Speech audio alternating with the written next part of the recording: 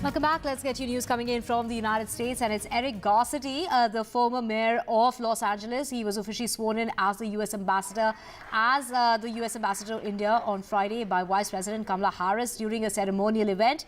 Earlier this month, the U.S. Senate had confirmed his nomination, ending a protracted hiatus of over 2 years to fill that key position, that key diplomatic position here in India.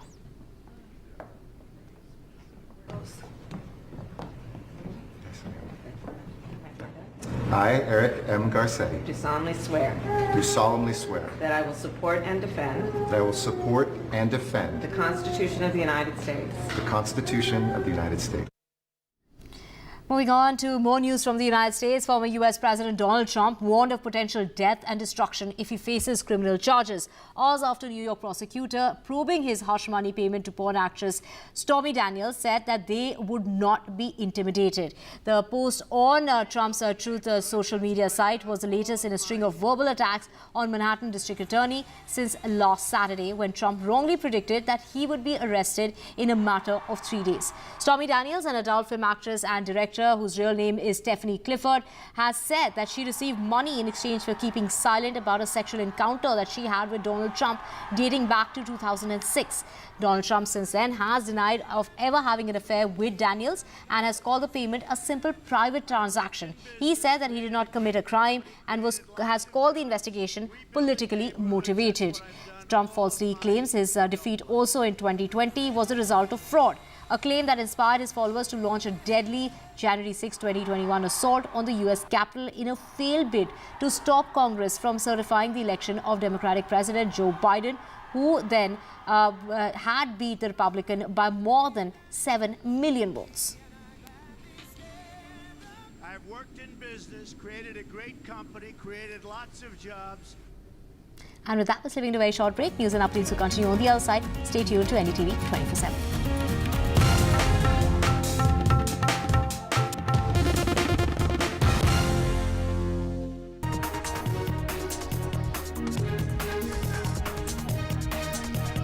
Congress leader Rahul Gandhi, who was disqualified as a member of the Lok Sabha on Friday, is entitled to go back to the Speaker for revival of his Member of Parliament status if he gets a judicial order staying his 2-year jail sentence and conviction in a 2019 criminal defamation case. And in the countdown to Karnataka polls, Prime Minister Narendra Modi is in Karnataka today, his 7th visit this year. He will be inaugurating the metro line in Bengaluru, amongst other things, and the Congress has released its first list of candidates, which includes former Chief Minister and Leader of Opposition Siddaramaiah, fielded from Varuna seat, and State Party President D.K. Shivkumar from Kanakpura. From skipping the summons in a corruption case thrice, Bihar Deputy Chief Minister Tejasvi Yadav to appear at the CBI office this morning at 11 o'clock after the Central Investigating Agency assured that they won't arrest him this month. Former U.S. President Donald Trump warns of potential death and destruction if charged in the Stormy Daniels case after prosecutors say they would not be intimidated. Eric Garcetti, the former mayor of Los Angeles, was officially sworn in as the U.S. ambassador to India on Friday by Vice President Kamala Harris during a ceremonial event, a post that's been vacant for 2 years. I will support and defend.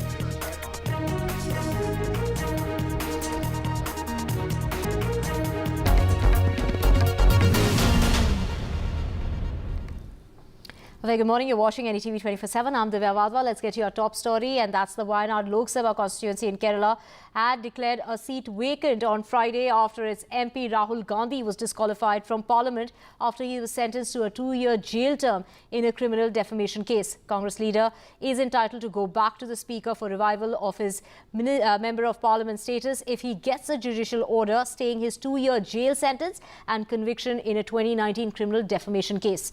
Senior advocate and Supreme Supreme Court Bar Association President Vikas Singh has said that Rahul Gandhi will have to move quickly to a superior court and get suspension of the sentence and the stay of conviction to get his Lok Sabha membership revived.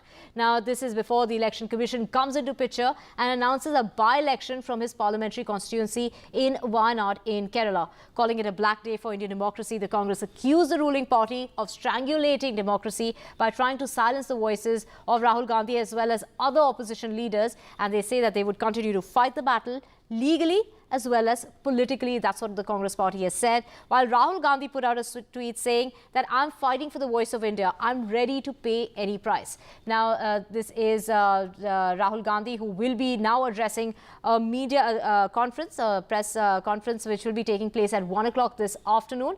And this is after protests are being planned on Monday. He has many politicians coming out in support of him, including Mamata Banerjee. She said in Prime Minister Modi's New India, opposition leaders have become the prime target of the BJP, saying that this is a new law in the new, this is the new law in the new Prime Minister's India. Now, Arvind Kejriwal has gone on to say this is not just a Congress fight, this is a fight to save the country, calling today's government under the leadership of Prime Minister Modi more dangerous than the British rule. And it's not just here in India that Rahul Gandhi is seeing many supporters, but also we can see that abroad, senior Congress leader has gone on to say, this is Ro Khanna, that Rahul Gandhi's disqualification from the Lok Sabha is a deep betrayal of Gandhian philosophy. An influential Indian origin congressman said on Friday, the expulsion of Rahul Gandhi from Parliament is a deep betrayal of Gandhian philosophy and India's deepest values. He said that his grandfather sacrificed years in jail, but it was not for this. He is also urging the Prime Minister to intervene on the matter, saying that you have the power to reverse this decision for the sake of Indian democracy, is what he has put out in another tweet.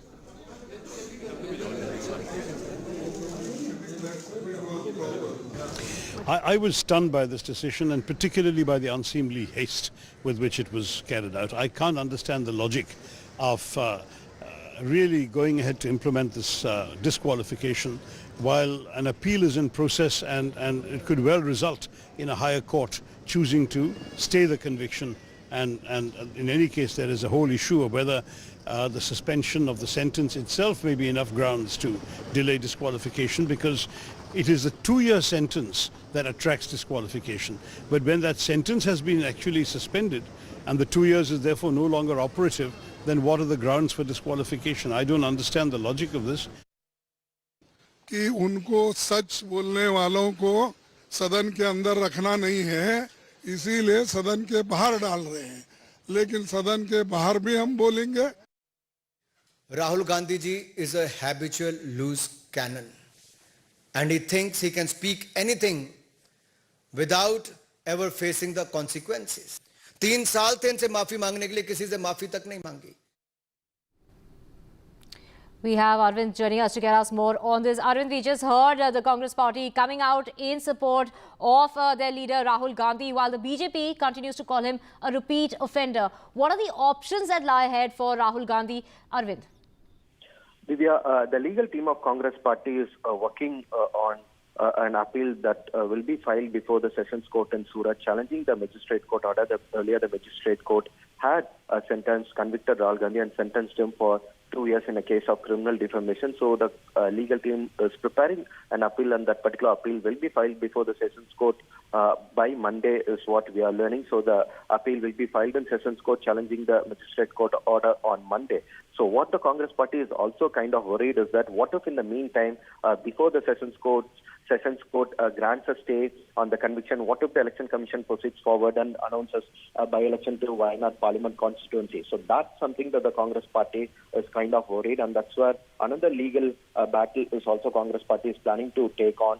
If the Election Commission goes ahead and announces by-election to Wayanad Parliament constituency, then the Congress party is planning to knock the doors of Supreme Court, challenging the Election Commission's decision to hold by-election, because they want Election Commission to wait till the Sessions Court hear their matter. That seems to be their strategy, legal strategy. But on the political front also, the Congress party is planning to take this battle to a people's forum, and that's why the Congress party is currently in discussion to conduct protest demonstrations across the country.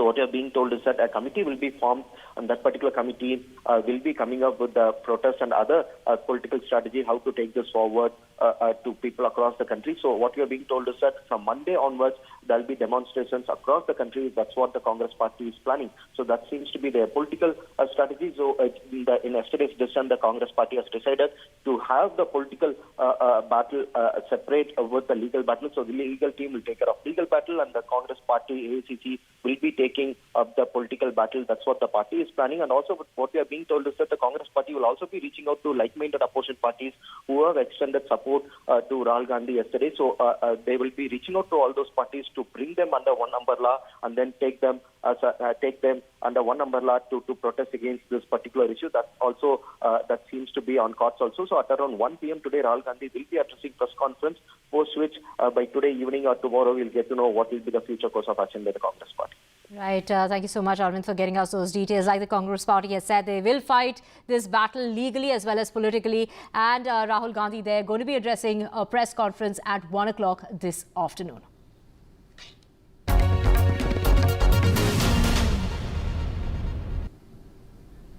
Now, the Congress has announced its first list of candidates for the Karnataka Assembly elections of the 224 Assembly constituencies. Candidates for 124 constituencies have now been announced in this first list that features names of former Chief Minister and Leader of Opposition Siddaramaiah from Varuna and State Party President D.K. Shivkumar from Kanakpura, which is as expected are present in the first list. The first list also includes top state leaders and the majority of the sitting MLAs. Interestingly, 91-year-old Shama Nuru Shiva Shankar Appa has managed to get a ticket from, this ticket from Davangere as well as South. This is a veteran Congress leader and member of Parliament from Kolar. Muni Appa has got a ticket from Devanhali, and while some of the key constituencies like Kolar and Badami, they did not feature on the first list, and that was where Siddaramaiah was really looking forward to contest from that seat from Kolar.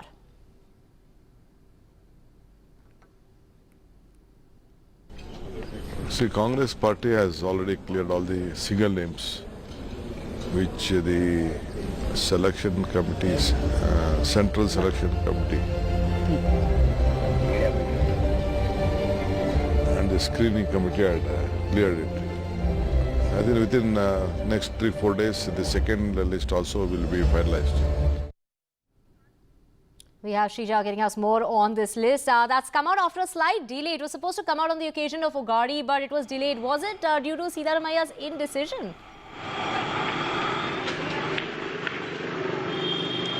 Well, most of the leaders, top leaders, were of course not here in the state capital, and they were in their, own constituencies. And of course, it was a state festival. But however, we see because of the state festival, they had to delay it by 1 day.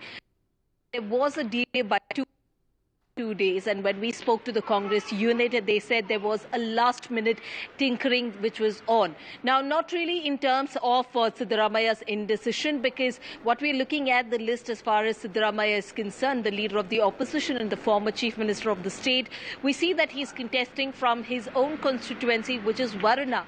But again, there is no mention of Kolar or Badami for that matter, because both were in fact contested as far as Siddaramaiah is concerned.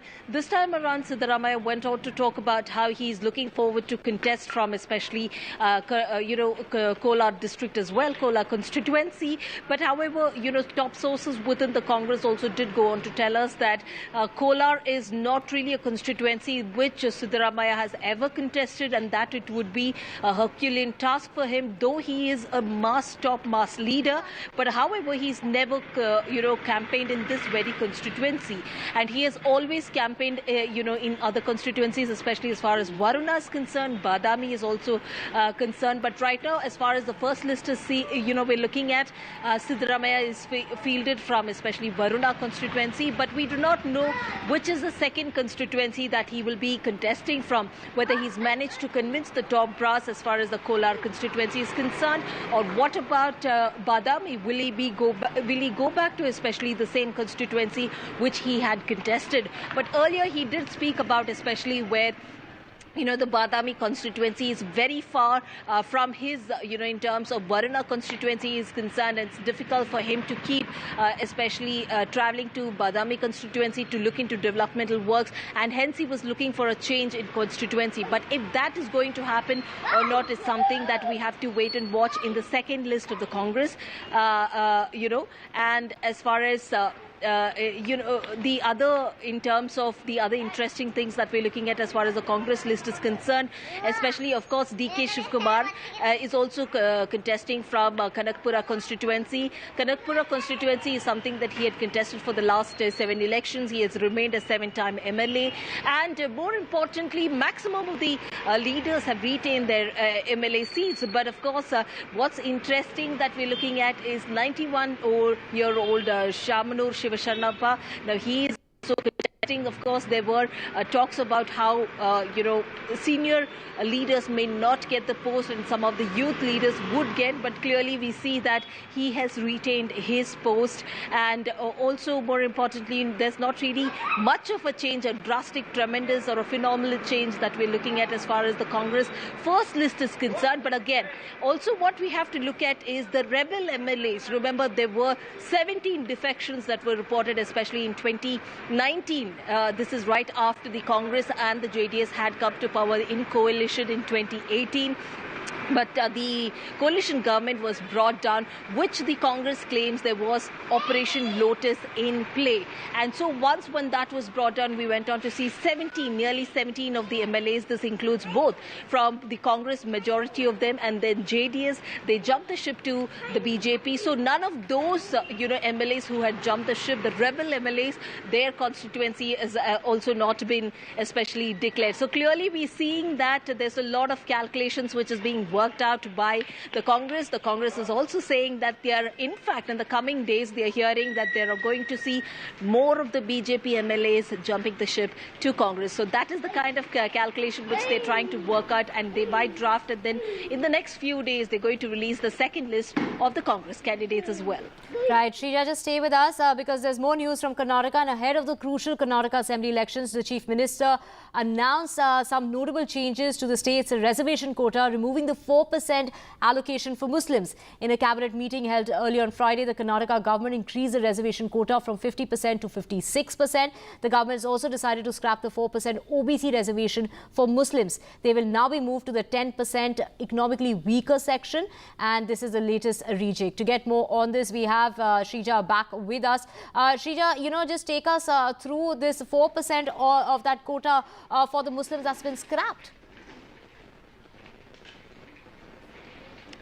Well, this was the OBC quota under which the Muslims were accommodated, and it was at least about 4% of reservation, and that 4% right now has been scrapped. Now, to accommodate and placate especially the Lingayat and Vokaliga communities. Now, 2% each have been given to these prominent, communities in the state. Now, these two communities, for example, Lingayats constitute nearly 17% of Karnataka's population, a very, very key as far as a community which determines poll outcomes, especially for the BJP. You also have the second largest, which is, of course, Vokaligas, 15% of Karnataka's population. That is also very important. Now, we see that the BJP, Bommai's cabinet clearly played that high on the polarization card, where they went on to scrap that OBC quota for the Muslims. But, however, they went ahead and moved the Muslims, especially category, under the economic weaker sections, which is of 10%. Comprises of 10%.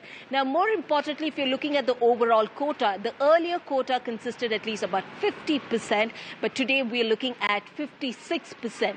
So that is way above the Supreme Court's cap or ceiling, and that is right now for the centre to confirm at the moment. But what we see right now is Basavaraj Bommai has said that he has done all this to accommodate especially the backward and other backward categories as well. Shrija, the Prime Minister is also in Karnataka, his 7th visit this year. Take us through what's on the agenda as far as the Prime Minister's visit in Karnataka is concerned. Well, this is especially probably could be the 7th visit of Prime Minister Narendra Modi to poll-bound state of Karnataka. We just have less than a month or so to go for elections, and now we are looking at the frequent visits by Prime Minister Narendra Modi. Not just him, but also various other central leaders at a time when you have the BJP, especially in the state, facing a strong anti-incumbency wave. And yes, as far as the agenda is concerned, first, of course, he will be landing especially here in Bengaluru, but he will be heading to Chikbalapur to inaugurate the Research Institute. And thereafter, from Chikbalapur, he will head back here to Bengaluru to inaugurate the Whitefield line of the KR-Puram metro station. Of course, this particular project has once again run into controversy. First, we did see that where the Mysore Expressway, which was inaugurated by Prime Minister Narendra Modi, just 6 days after his inauguration, the carriageway was completely flooded due to incessant rains, and clearly it ran into a controversy, saying that what really was the hurry for Prime Minister to inaugurate a project which was incomplete. So this is something, a similar situation where the Congress has once again taken swipes at the BJP. In fact, Randeep Surjewala questioned Prime Minister Narendra Modi, asking what really was the hurry for Prime Minister Modi to inaugurate this project, which is not complete at the moment. And that apart, right after inauguration of the Whitefield metro station, we're looking at where he will be, in fact, heading to Davangere. Now, that is biggest, of course, of the agendas today we're looking at. Today will be the culmination of the Vijaya Sankalpa Yatra, which is the second wave of the Karnataka's election campaign. We're going to see where Prime Minister Narendra Modi is going to address a huge, massive rally in Davangere district of Karnataka.